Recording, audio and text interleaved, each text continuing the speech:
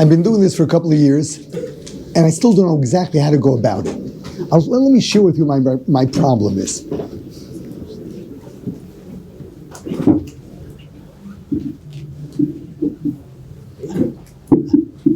I've been introduced in the yeshiva several times as a godol.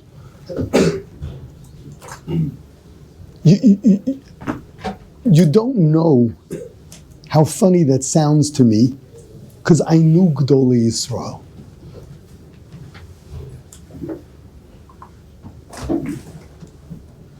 Just because someone knows more than you do,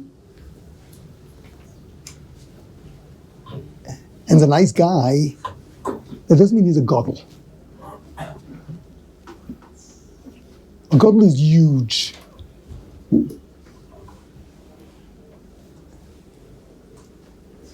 I had the privilege of knowing different Gedolei Yisroel at different levels of closeness. But I'm telling you, I don't really know like what stories are going to impress you. But we're talking about something else. If you didn't experience this, you didn't know it existed.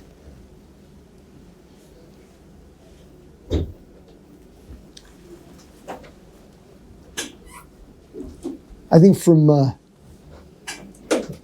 days that I was studying at the Mir, everybody, anybody that was there, the person they just loved talking about was Reb Chaim Shmulevitz, Zecharno Levracha.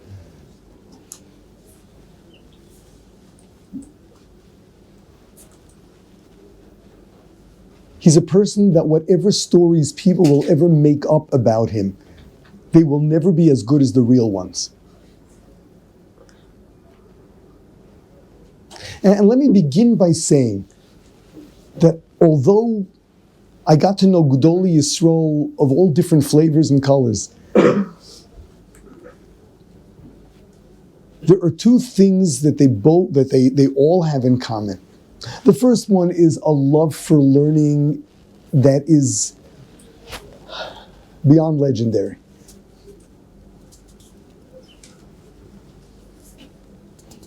And the second is a love for Jews that is beyond legendary. So Reb Chaim Shmulevitz definitely exemplified both of them, but in an extreme way by any standards. He never stopped learning. Whatever he was doing, he was learning. His finger was going up, he was walking, he was learning.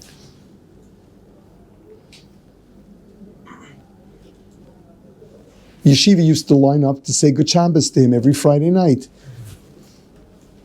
And if you listened carefully, he was not saying Good Shabbos. He was learning.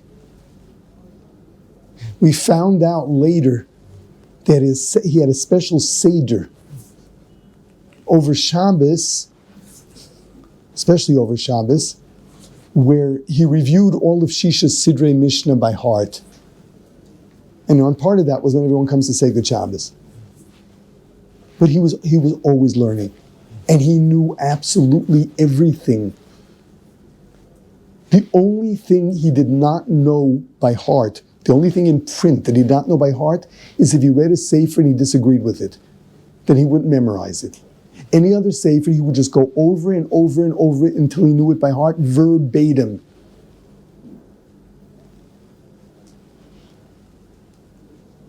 He was with the Mir during the war. I don't know if you've ever read the history of the Mir, but the way the entire yeshiva was saved from the Nazis is that they ran to the Far East. They spent the war in Shanghai. Because of Sugihara? Excuse me? Because of Sugihara? Yeah. They spent the war in Shanghai. And the story was that they went and they actually photo offset. This is all before laser printing. They photo offset every sefer that they brought with them. So the story went that the Sefer Ktos HaChoshen that they brought with them accidentally was missing the last page. So Reb Chaim wrote it up for them. And after the war, they all checked he wasn't missing a letter. He did not have a photographic memory. He just never stopped learning. When he got older, and this we saw with our own eyes, it was just unbelievable. So he used to give the shir in the Beis Medrash, he used to give the shir klali and a shmuz, but he would also give chaburis to different parts of the yeshiva in his apartment. And there we were at the table, sitting next to him. So when he got older, his vision was impaired. There were times he was reading the Gemara, word for word, like following the words, going down to the next line, but he didn't even see that he had the wrong Masechta in front of him. He was reading by heart what he knew. That was not the word that was printed there. He had a different Masechta. This was true of the Gemara, of Rashi, of Tosas, of the Rosh in the back. I remember he once said a Chabura, and he was reading verbatim from the Hagos Chavos Yoir in the back of the Gemara that most people never look at. Chavos Yoir's name was Rav Yoir Bachrach. So he says, Bachrach says something really good here. And he starts reading it. That wasn't what he was reading from. But it was word for word. There wasn't a thing he didn't know by heart. And it was just learning over and over and over and over. His love for learning was unbelievable, and he just knew absolutely everything. It was very interesting.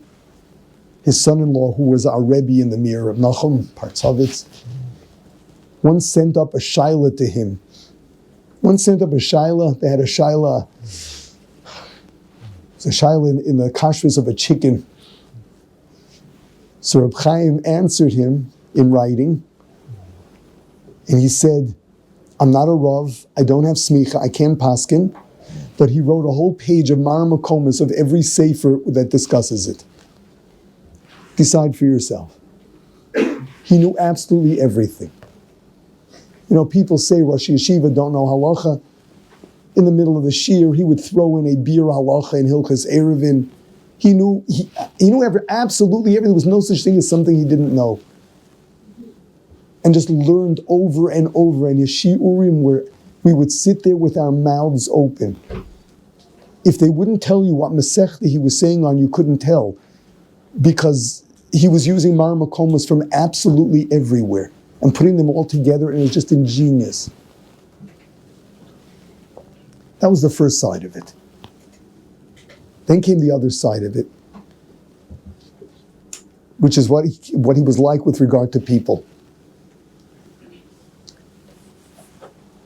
First of all, the whole idea of his shmuzin, which today are famous, they're in print, they've been reprinted so many times, nobody ever knew he had it in him.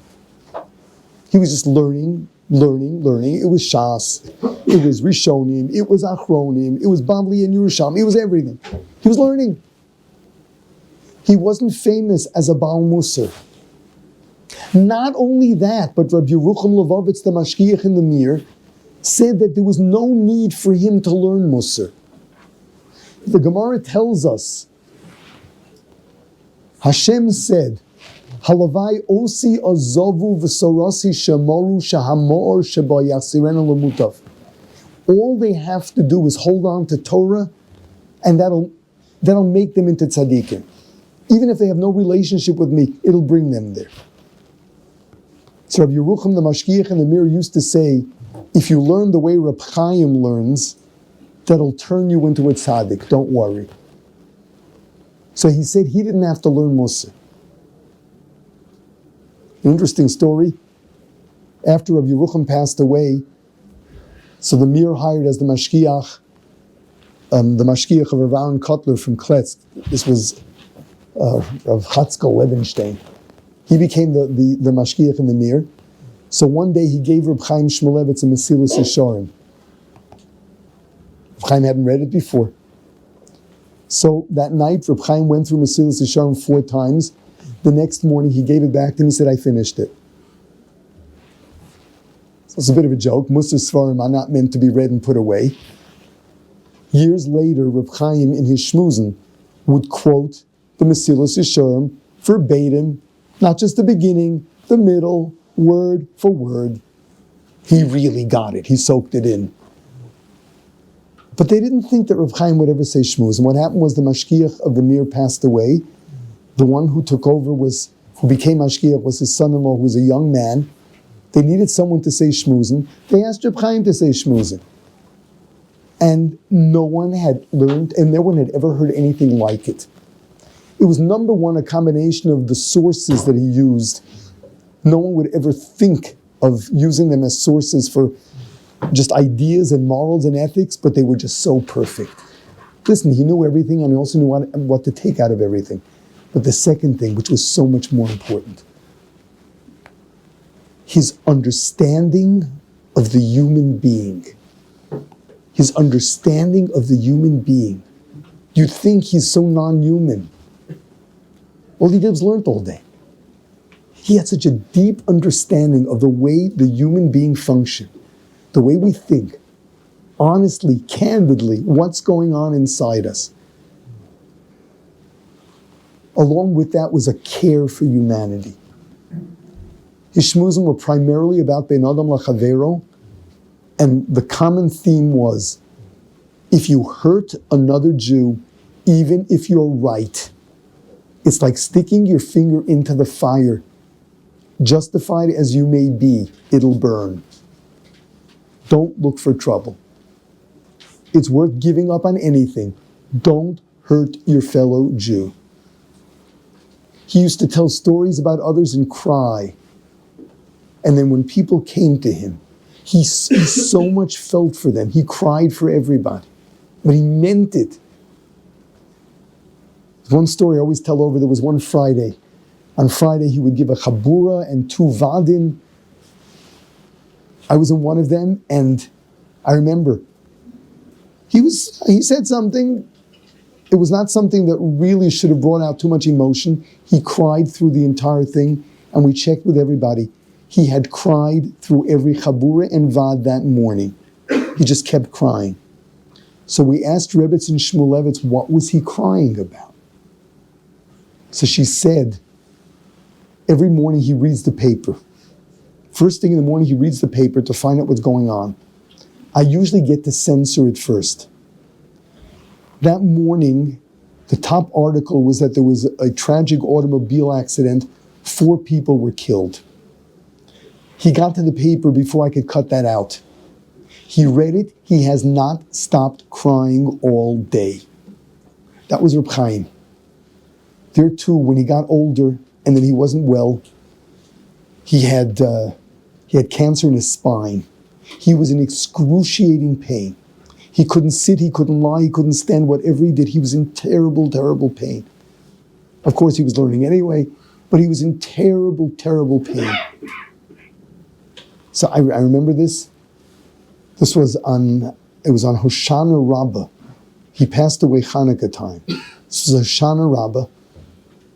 He was in his house, and someone came in and asked him to daven for a family member that wasn't well. Reb Chaim was in his pajamas. He wasn't well. He was in and out of bed. He said, we have to daven for them. He asked for his clothes. He asked them to order a taxi. He came here to the kotel. Someone asked to daven. He came here, he cried, said the person's name, went back in the taxi and went home. They asked him to daven. He went to the kotel. He was dying. He was in excruciating pain. Come on, you can daven from your place. What do you have to come here for? No. He felt so bad. He felt so much he couldn't. He just couldn't. This pained him more than whatever pain the cancer was giving. He cared so much for every single Jew. By the way, this was every year, Yom Kippur night, he would speak in the Mir, and he would say, we have to say Tehillim for all of Klal Yisrael that does not know, for them to do tshuva. And he used to say that anybody that doesn't lose one night's sleep worrying about what's going to be with our fellow Jews is cruel. Use the word achzor, is cruel. If you don't lose one night's sleep worrying over the future of most of our brethren, he'd say you're cruel.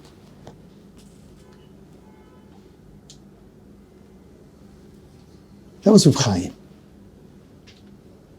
So you're going to tell me you have some idea what a godol? A godol is not a regular human being who knows more and is, a little bit of a tzaddik. That's what a godol is.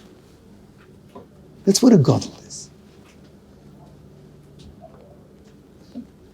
Now, Reb Chaim, aside from the fact that he was so different and special, in the Mir, the Rosh Yeshiva lived in the building. Reb Chaim's door was open. He was also hard of hearing, which meant that everybody that spoke to him would have to really shout. So you heard everything that was going on. Because he was hard of hearing, he used to speak very loudly also because he couldn't tell how loud it was. Basically, we spent years living in the same house as Reb Chaim. We knew everything that was going on. He didn't really have much privacy. Didn't really make a difference to him. He was what he was, regardless of who was looking. But we also felt a certain closeness, He's there with us.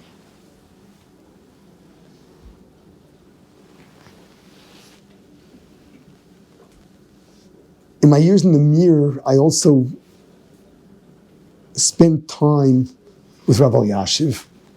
I was studying halacha, and of course, he was the one to go to. And although naturally I wasn't, I was a bit shy. My chavrusa schlepped me there. We went there on a daily basis. He got to know us. Now, he had a reputation of being very dry, cold, knew everything, sat and learned day and night. People thought of him not really having this human element until you got to know him.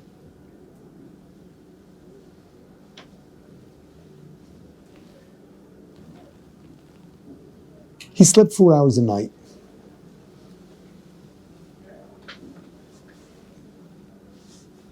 There were nights he didn't get his 4 hours of sleep.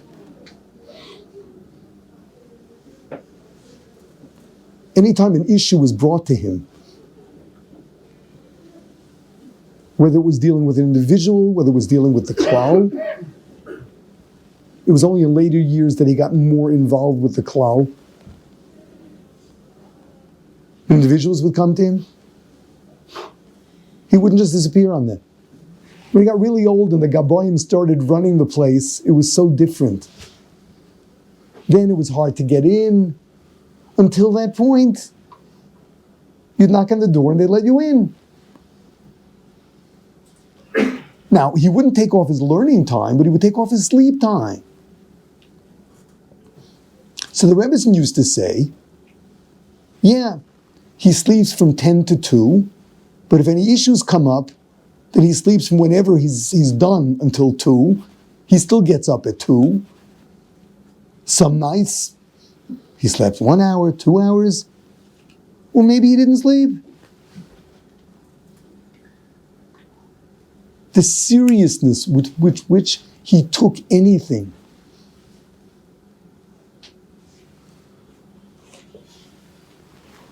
Now, Rav Elyashiv initially wanted no position. He was just sitting and learning all the time. But then, when he married off his first daughter and got the chasna he was looking for, Reb Chaim Kanievsky, he had to commit to support them. He didn't really have the money for it, so he went to work. And he accepted the invitation to sit on what was the Beis Din HaGodol, which is the Beit Din Rabbani Court of Appeals, I guess, which is very much like the way it works. If someone's dissatisfied with whatever psak he got in the Beit Din HaRabbani, it goes higher and higher, and that's the last stop. So that was the first job. It was actually the only job he ever really kept. The status of it in the state of Israel is you get paid at the same rate as a Supreme Court justice. So he was able to support Reb Chaim. He married off his other kids, and he was there for like 50 years. When he retired, he also got a pension from it. And what did he do with his money? So aside from the fact that his family needed it, I know specifically of cases that came to him, and he felt that money would make a very big difference. And without making any announcements and anything public, he gave his own money. Now, there's a certain Jew that was very big. I write stories about him. He wrote his own autobiography because Gedolei Yisroel told him to. We saw him as a godol. He was not one of the great leaders of the Jewish nation. He was not so much in the limelight. His name was Rav Yitzchak Berkovits. I believe there's the book out, To Live as a Jew. Is that what it's called? Anyway, he grew up in Soviet Russia. Was a major Talmid Chacham, but this man was an absolute genius. He was a math professor in Russia. He grew up under communist rule. Was always careful not to be Mechalel Shabbos. Although he taught in the university on Shabbos, he would give him a test on Shabbos, and he was absolutely brilliant. The way he would mark the papers is he would read through them, remember the grade of every student, and then on Motzei Shabbos he would write it in.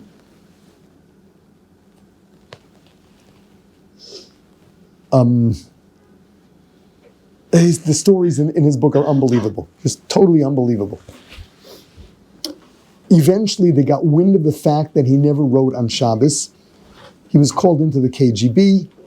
They accused him of observing Shabbos. And he confessed. He was sent to Siberia. He smuggled in some svarim, I don't know how. His wife smuggled in all kinds of stuff in his boot. She would keep sending him boots and smuggle stuff in there. Among other things, his tefillin. He managed, I don't know how, to get himself a pot. He never ate non-kosher food. He learned to study, to read through a cloth, so no one can tell that there was a sefer under there.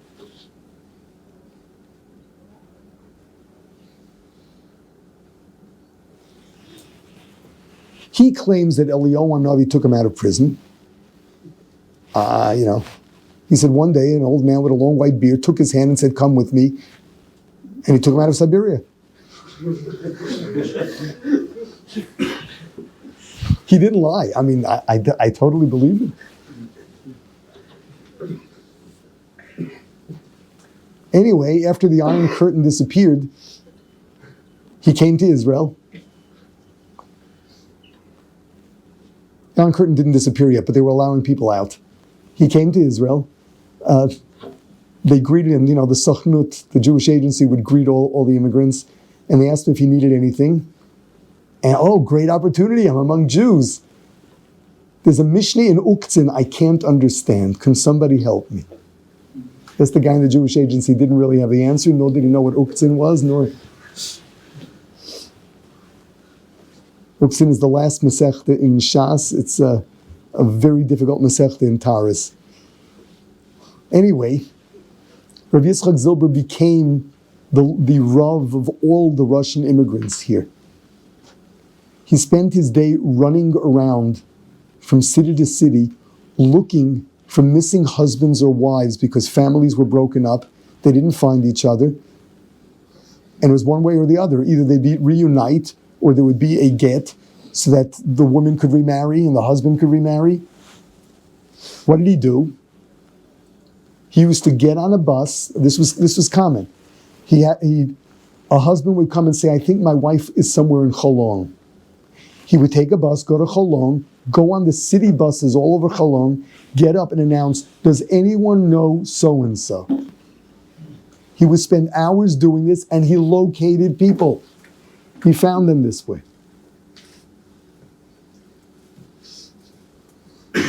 He was known by taxi drivers. He wasn't quite sure where he wanted to go.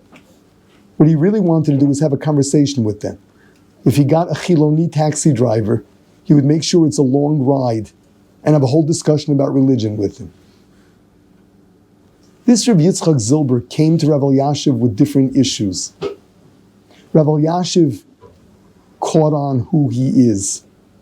And he said, something tells me that you could do a lot more if you had money. He gave him a fortune of money and said, use it at your discretion.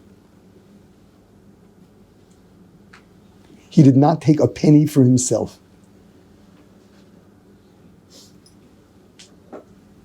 His wife, who was a physicist in Russia, taught in the Beis Yaakov seminary in Yerushalayim, and that wasn't enough of a salary. They couldn't live on that. So Shabbos, he and his wife ran the kitchen in the Mir. It was just unbelievable. You're talking about, these people were giants. She would prepare the food. Of course, he was giving divrei Torah, the whole time. But they are not taking charity. They are not taking charity. They worked, and it was not beneath them to serve the food on Shabbos in the Mir. Thought it was an honor.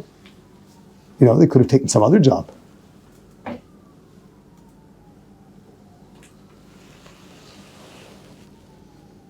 Especially when I came to Aish, we had very sensitive issues. And the natural person to go to with the shilas was Rav Shlomo Zalman Auerbach. Now, Rav Shlomo Zalman was another one, learned day and night. He was a Rosh HaYeshiva. He was Rosh HaYeshiva in Kol Torah. He said shir. But it was known. Outside his house, he had a little booth that was his room with his svarim. That's where he sat and learned. His house, between kids and guests, it was just mattresses all over the floor. And actually, it looked decent. Old style Yerushalayim, but mattresses all over the floor. And then he had hours that he would accept people, often late at night. He had the time and the patience for everybody, and made it his business to get the best doctors to teach him about science. He was well versed in medicine. He knew his physics, his chemistry, aside from Kol HaTorah Kula. Would constantly be checking in with them because he felt people came in and asked him shilas. So he was another one. He knew everything. He knew absolutely everything. And he was so caring and so understanding. So understanding. I remember we had a student at the yeshiva where doctors recommended surgery for something. We brought him to Rav Shlomo Zalman, and he starts asking him questions. He walked out of there and said, he got his answer. He told him to operate. Got his answer. But he said, this did more for me than all of your Kiruv classes. Not only did he ask all the right medical questions, this guy had been through it with all the doctors. Not only did he ask all the medical questions, he asked all the psychological questions and all the right ones. He was not trained as a therapist. His understanding of the human being was as clear as his understanding of every sugya in Shas. And there too, he gave hours and hours and hours to men, to women, frum or otherwise. He just gave and gave and gave. So I don't know if these stories do it. When I talk about these people, I envision what they looked like.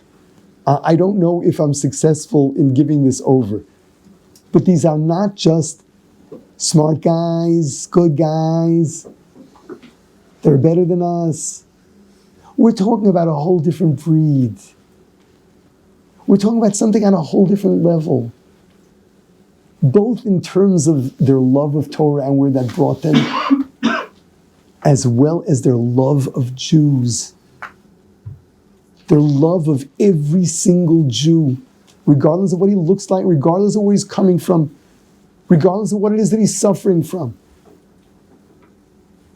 As much as every second was important to them, they wouldn't give up a second of learning for anything, except for somebody else. If I can help a Jew, I gotta give up what's dear to me. I have to be there for him. When a Gedolei Yisroel says something, if it sounds crazy, you know you're wrong. It doesn't say anywhere that they're infallible. But one thing's for sure, they're not stupid. If they say something and you have reason to disagree, ideally you should go discuss it with them. But to say this is crazy, you know good and well that you're the one who's out of his mind. If you have to choose between the two, it is obvious who's out of his mind. This makes no sense. 1 second, do you know whom you're talking about? Not just what they knew, the heaviness, that sense of responsibility, the care and the understanding. So be careful. Be careful. And I'll tell you,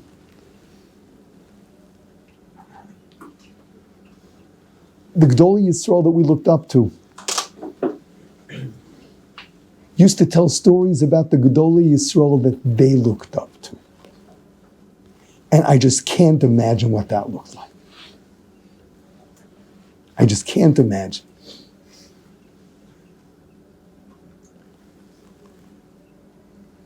One of the people I got to know, Rabbi Siyam Brooks, was the Rosh HaYeshiva in the Vardik in Yerushalayim. There was a group of us, we used to go to him every Friday for like 2 hours. A group of us from the Mir, Bachrin. We would learn Shara B'Tochen and Chovas Havavas because in the Vardik they were that was their favorite. But he would tell us stories. You see, first of all, these guys would regularly hide under the table in the house of the Chavetz Chaim. So like a lot of the famous stories of the Chavetz Chaim, they were there for.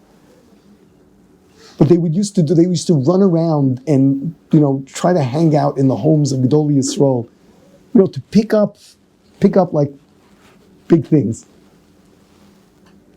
I know that everyone tells the story about Reb Chaim Ozer Grodzinski, who was pretty much just before the war, he was the one that led the world of the yeshivas. Rabbi Siyam Brooks said he saw it with his own eyes. Reb Chaim Ozer was ambidextrous. Genius isn't the word for it. He would be writing 2 tshuvas, a tshuva, responsa, one with his right hand, one with his left hand, and at the same time be answering someone who's standing in front of him. Now, Reb Chaim Ozer, altogether, all he ever printed was his tshuvas, his responsa. He had friends who wrote lots of svarim. They asked Reb Chaim Ozer, where are all your svarim? All you could write was the collection of tshuvas of Achiezer?